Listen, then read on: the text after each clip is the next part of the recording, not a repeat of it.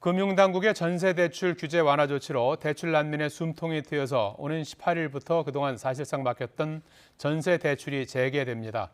집값 급등을 잡겠다는 명목하에 오락가락한 당국의 조치로 손해를 입는 등 시장의 혼란을 키웠다는 비판의 목소리도 만만치 않습니다. 김상우 기자입니다.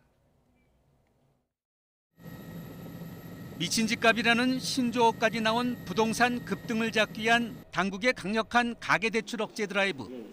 이로 인해서 금리가 급상승했고 사실상 대출이 불가능해서 요즘 은행 문턱은 말 그대로 대출 절벽입니다. 최근 한 달 사이에 주요 시중은행의 대출금리 상승폭은 지표금리 상승폭의 4~5배쯤 올라서 2%대 대출금리는 사실상 사라졌습니다. 이런 상승폭으로 KB국민과 신한은행 등의 주택담보대출금리도 최고 5%에 육박합니다. 급전 수요자들은 이자가 매우 높은 카드론 등을 찾을 수밖에 없는 상황. 청와대 국민청원 게시판에는 불만을 쏟아내는 관련 청원이 잇따랐습니다.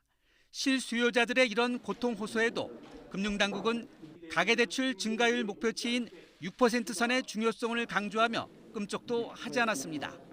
그런데 갑자기 목표치를 넘더라도 전세대출 중단은 없다며 한 발 물러섰습니다. 전세대출에 대해서는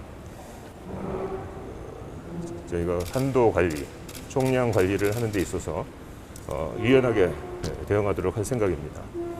그래서 전세대출 증가로 인해서 6%대 이상으로 증가하더라도 용인하려고 합니다.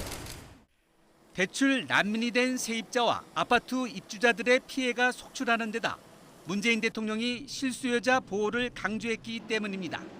이에 따라 당국은 일단 연말까지 전세대출에 대해서는 가계대출 총량 규제를 적용하지 않기로 했습니다. 시중은행들은 즉시 반응했습니다.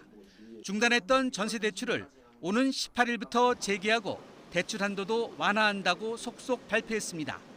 입장을 바꾼 당국 조치와 관련한 보도가 나오자 일단 환영하면서도 오락가락 조치로 수천만 원의 손해를 입었다는 등 비판의 목소리도 만만치 않습니다. 이자 높게 주고 대출을 받았더니 정책이 바뀌었다. 상식적으로 이해가 안 간다.